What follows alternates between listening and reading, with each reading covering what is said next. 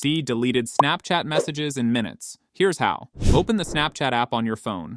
Look at the top left corner and click on the profile icon. Next, at the top right corner, tap the settings gear icon. Now scroll to the app and privacy section. Tap on My Privacy and Data.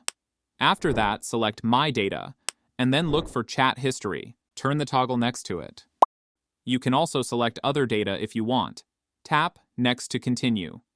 Now select the time period for your deleted chats. You can choose last week, last month, last year. Confirm your email address and tap Submit. Snapchat will now start preparing your data. Processing may take a few hours. Snapchat will send you an email when your data is ready. Now select See Exports and then click on Download. Again, tap on Download to confirm. Your data will download as a zip file. Open your File Manager or Downloads folder. Find the zip file. Tap on Extract or Unzip. A new folder will be created. Open the extracted folder. Click on the HTML folder. Open the chat history file. Select any user to read messages. Now you can see all your saved and deleted chats. And that's it. Follow for more.